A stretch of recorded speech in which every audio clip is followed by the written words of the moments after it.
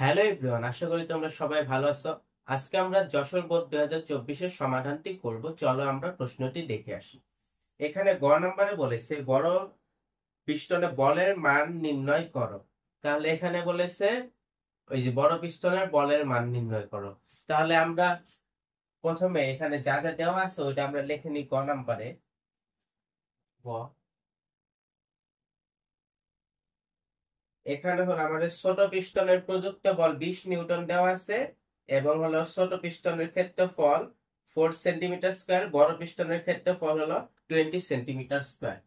তাহলে এখানে আমাদের ছোট পিস্টনের ক্ষেত্রফল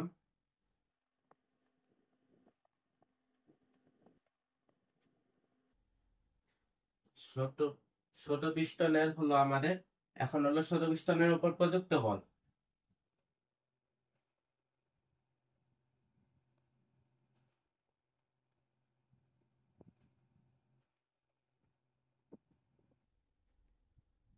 বড় পিস্টনের ক্ষেত্রফল হলো আমাদের 20 সেন্টিমিটার স্কয়ার। এই তথ্যটুকু আমাদের দেওয়া আছে।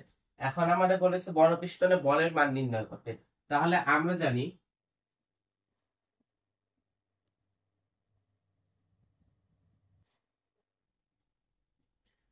জানি F2 divided by F1 equal to A2 divided by A1। মানে হলো আমাদের বড় পিস্টনের চাপ এবং ছোট পিস্টনের উপর চাপ দুটাই সমান হবে। এটা আমাদের প্যাসকেলের সূত্র অনুযায়ী আমরা এই সূত্রটি পেয়েছি। এখান থেকে আমরা F2 এর মান বের করার জন্য এখানে F1 তে এখানে ভাগ অবস্থায় আছে, আমরা এখানে নিলে গুণ অবস্থায় চলে যাবে, ইনটু F1 হয়ে যাবে। বা আমরা লিখি বা F2 equal to A2 divided by A1 into F1। যেহেতু এখানে হলো আমাদের নিচে ছিল গুণ অবস্থা, ভাগ অবস্থা, এখানে গুণ অবস্থা হয়েছে। এখন আমরা হলো এখানে সেন্টিমিটার স্কয়ারে মিটার স্কয়ারে ভাঙি নাই, কারণ হলো এটা হলো আমাদের অনুপাত আকারে, সেন্টিমিটার সেন্টিমিটার স্কয়ার কাটা যায়। এজন্য আমাদের এখানে এককটা হলো নিউটন। এখানে যেহেতু নিউটন আছে ওই নিউটনটা হবে, এই অনুপাতের জন্য এটা কাটে যাবে। এই জন্য আমরা এটাকে ভাঙাই নাই, ভাঙাইলে একই রেজাল্ট আসবে, এই জন্য আমরা ভাঙাই নাই। A2 এর মানটা আমরা বসাই 20 আর A1 টা হলো আমাদের 4 কিন্তু F1 টা আমাদের 20 নিউটন ছিল। তাহলে 20 ডিভাইডেড বাই 4 আমাদের কত, 4 5 20, 5 ইনটু 20, 5 20 100। সুতরাং বড় পিস্টনের উপর বলের পরিমাণ হলো 100 নিউটন। 4 5 20, 100 নিউটন। তাহলে আমরা এখন ঘ নাম্বারে যাই। এখানে ঘ নাম্বারতে আমাদের ইনফো বলেছে কোন তরলটি ব্যারোমিটার তৈরিতে অধিক উপযোগী হবে, তোমার যৌক্তিক মতামত উপস্থাপন করো। কারণ ব্যারোমিটারটা কি, আমাদের হলো বায়ু চাপ মাপার যন্ত্র। এখন হলো ব্যারোমিটারে আমাদের সাধারণত মার্কারি বা পারদ ব্যবহার করা হয়, কারণ ওই তরলের ঘনত্বটা বেশি। মানে আমাদের ব্যারোমিটারে হলো যেই তরলের ঘনত্বটা বেশি ওইটাই ব্যবহার করা হয় সাধারণত। কারণ ওইটার ঘনত্ব বেশি হওয়ার কারণে আমার ব্যারোমিটারের উচ্চতা সাধারণত কম হয়ে থাকে। কিন্তু আমি পারদ দিয়ে ধরো আমি একটা ব্যারোমিটার বানালাম, ওটার উচ্চতা হবে আমাদের 76 সেন্টিমিটার। সেই জায়গায় যদি আমি পানি ব্যবহার করি আমাদের কিন্তু প্রায় 60-70 মিটারের উপরে চলে যাবে। মানে এত বড় ব্যারোমিটার তোমার হলো প্রায় 6 তলার মতো চলে যাবে। এত তো সম্ভব না আমাদের। এখানে এই তো বলেছে অধিক উপযোগী। তাহলে আমার যেই তরলের ঘনত্বটা বেশি হবে ওইটাই অধিক উপযোগী। তাহলে আমরা ঘ নাম্বারে ডাইরেক্ট চলে যাই। এখানে প্রথম কাজটা কি, আমাদের দুইটা তরল থেকে শনাক্ত করা। এখানে এ তরল এবং বি তরলকে আমরা শনাক্ত করব কোনটা কি তরল। তাহলে ঘ নাম্বার আমরা লিখি এ তরলের জন্য, ঘ এ তরলের জন্য, এ তরলের জন্য। এখন এ তরলে আমাদের দেওয়া আছে, তোমরা সাইডে লক্ষ্য করতে দেখতে পারবা ওইটার গভীরতা কিন্তু 10 সেন্টিমিটার এবং হলো এখানে লেখা আছে বল প্রয়োগের পূর্বে ছোট পিস্টনের সিলিন্ডার তলদেশের চাপ হলো 13,328 প্যাসকেল। এখান থেকে আমরা ঘনত্বটা বের করব।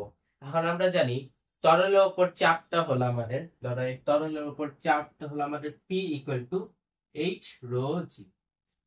এখানে অভিকর্ষ ত্বরণ আমরা জানি এবং এইচটা আমাদের দেওয়া আছে এবং পিটা দেওয়া আছে, আমরা ঘনত্বটা বের করব মেইনলি। তাহলে এই তরলের জন্য আমাদের গভীরতা দেওয়া আছে, গভীরতা এইচ ইকুয়াল টু 10 সেন্টিমিটার। এটাকে আমরা 100 দ্বারা ভাগ করলে আমরা ডাইরেক্টলি লিখি 0.1 মিটার।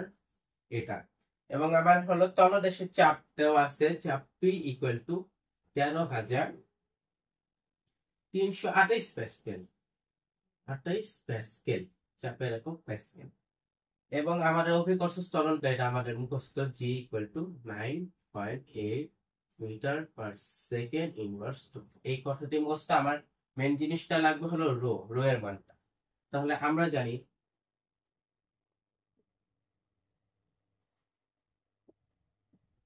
আমরা জানি P equal to H rho G. আমাদের চাপটা হলো গভীরতা এবং রো এবং জি এর গুণফলের সমান, বা আমার মেন জিনিসটা আমার রো এর মান লাগবে, বা rho equal to P divided by H G. এই দুইটা এই পাশে গেলে জি, আর এটা হলো এখান থেকে এই পাশে গেলে নিচে যায়, এই জন্য এইচ জি এভাবে হয়েছে। ইকুয়াল টু আমাদের চাপের মানটা দেওয়া হচ্ছে 13,328 ডিভাইড বাই এইচ হলো 0.1 ইন্টু আমার অভিকর্ষ ত্বরণটা 9.8। তাহলে এটা আমরা ক্যালকুলেশন করে পাবো হলো আমার 13,600 কেজি মিটার ইনভার্স কিউব। 13,600 মানে এটা হলো আমাদের পারদ, যা বুঝতে পারলাম। এখন আমরা বিতরণের জন্য সেম এস কাজ করি। বিতরণের জন্য এখন পাশের পাত্রে তোমরা দেখতে পাচ্ছ একটি বস্তু, ওই বস্তুর আয়তনটা কি 0.02 মিটার কিউব, ওটা আমরা লিখে নিই। আয়তন V equal to 0.02 metre cube. যা যা দেওয়া আছে ওগুলো আমরা লিখব। আয়তন দেওয়া আছে এবং আমাকে নিচে লিখেছে হারানো ওজনটা হলো বি তরলে নিমজ্জিত বস্তুর হারানো ওজনটা, ওই বস্তু যে নিমজ্জিত হয়ে আছে ওটার হারানো ওজনটা 196 নিউটন। হারানো ওজন আমরা ডাব্লিউ দ্বারা প্রকাশ করি 196 নিউটন। এই তথ্যটুকু দেওয়া আছে, আর আমরা অভিকর্ষ ত্বরণটা লিখে নিই মুখস্থ আমাদের 9.8 পার সেকেন্ড ইনভার্স 2। এখন হলো আমাদের এখানে বি এর ঘনত্ব বের করা লাগবে। এখন হলো আমরা জানি, লিখি তোমরা দেখো, আমরা কি এটা লিখতে পারি হারানো ওজন W equal to V rho G, এটাকে আমরা লিখতে পারি। আমরা জানি প্লবতা ইকুয়াল টু অপসারিত তরলের ওজন, এবং আমরা আর্কিমিডিসের নীতি অনুসারে জানি হারানো ওজন এবং অপসারিত তরলের ওজন সমান। তাই আমরা ডাইরেক্টলি লিখে দিলাম হারানো ওজন equal to V rho G. বা তোমরা চাইলে এখানে ব্যাখ্যা করলে 2 লাইন লিখতে পারো, না লিখলেও হয়। এখন এখান থেকে বা আমরা লিখি বা হারানো ওজনটা কত 196 ইকুয়াল টু ভি এর মানটা হলো 0.02 ইন্টু রো ইন্টু 9.8, বা আমরা এই দুইটা এখানে ভাগ অবস্থায় নিয়ে যাই, বা 196 divided by 0.02 into 9.8 equal to আমাদের রো। ওইটা হলো আমরা রো দিয়েছে, এটা রো 2 ধরলাম, রো 2। সুতরাং রো 2 ইকুয়াল টু আমাদের এইটা ক্যালকুলেশন করলে আমরা আসবে হলো 1000 কেজি মিটার ইনভার্স কিউব। এটার ঘনত্বটা আমাদের 1000 কেজি মিটার ইনভার্স কিউব। তাহলে আমরা দুইটা তরলটা আগে আইডেন্টিফাই করে নিয়েছি, একটা হলো আমাদের পানি, আরেকটা হলো আমাদের পারদ। সাধারণত আমার পারদ দেওয়া হয়, পারদ হলো আমার ব্যবহার করা হয়, কিন্তু আমাদের বলেছে যৌক্তিক উপস্থাপন করতে, মানে হলো আমরা একটু ব্যাখ্যা করে দিই। তাহলে আমরা লিখি প্রথমে দুইটার উচ্চতাই বের করব। আমরা জানি বায়ু চাপটা কত 101,325, 101,325 প্যাসকেল আমাদের হলো, এটা হলো বায়ুর যে চাপ। তাহলে এখানে আমরা লিখি একটা হলো রো 1টা এত বেশি, রো 2টা এত। এখন আমরা দেখি ধরি বায়ুমণ্ডলের চাপ 101,325 প্যাসকেলের জন্য এ পাত্রের উচ্চতা হলো আমাদের এইচ এ এবং বি পাত্রের উচ্চতা এইচ বি। এই কথাটা আমরা লিখে নিয়েছি।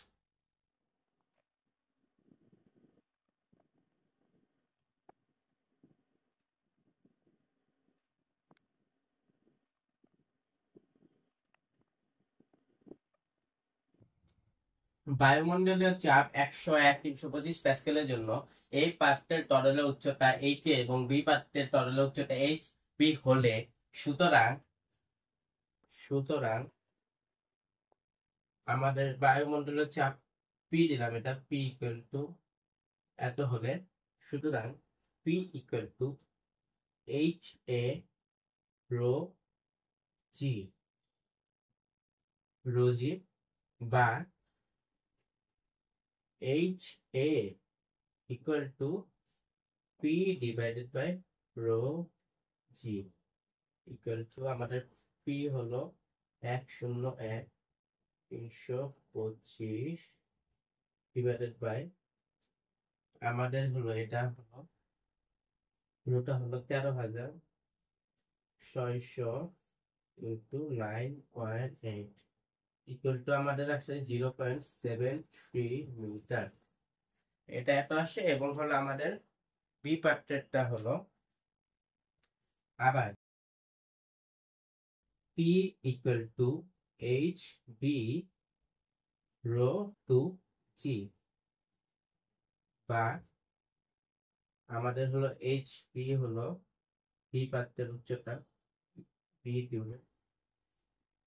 Divided by rho two G equal to 101,325 divided by 1000 9.8 equal to 1,325 ক্যালকুলেশনটা করি 10.33 ইকুয়াল টু আমাদের 10.33 মিটার। মিটার হয় আমাদের 1033 সেন্টিমিটার। এই দুইটার হলো আমার উচ্চতা বেড়ে গেছে। এখন হলো দেখা যাচ্ছে আমি যদি এই যে এ পাত্রের তরলটা যদি আমি ব্যারোমিটার বানাই, সেটির উচ্চতা হবে আমাদের 0.73 মিটার বা 73 সেন্টিমিটার, বা আমার হলো এই বোর্ডের সমান। এবং আমি যদি বি পাত্রের তরল মানে পানি দিয়ে ব্যারোমিটার বানাই, তার উচ্চতা হবে 1033 সেন্টিমিটার, 10.33 মিটার। প্রায় যদি একতলা তোমার 3 মিটার হলে 3.5-4 তলার হলো বিল্ডিং এর উচ্চতা সমান হয়ে যাবে। কাজে কিন্তু এত বড় উচ্চতা হলো আমাদের ব্যারোমিটার হলো আমাদের গ্রহণযোগ্য বা উপযোগী হবে না। তাহলে আমরা মন্তব্যটা লিখি, যেহেতু আমাদের এটা মুছে নি, যেহেতু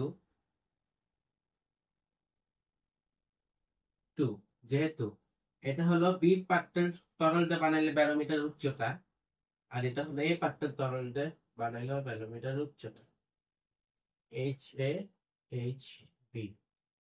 এখন হলো আমাদের বড়টা কত, এইচ এটা এইচ বি থেকে ছোট, মানে হলো আমার এ পাত্রের তরলটা ব্যারোমিটার বানাইলে ওইটার উচ্চতা বি পাত্রের তরলের উচ্চতার থেকে ছোট, কম। কম মানে অনেকখানি কম আছে, 0.73 মিটার আর কই হলো 10.33 মিটার। সেহেতু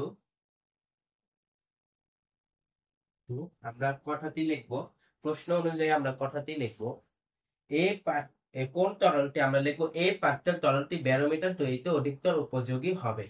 এটুক মন্তব্য লিখলে আমাদের এটি শেষ হয়ে যাবে। তাহলে আজকের জন্য আমরা ক্লাসটি শেষ করছি।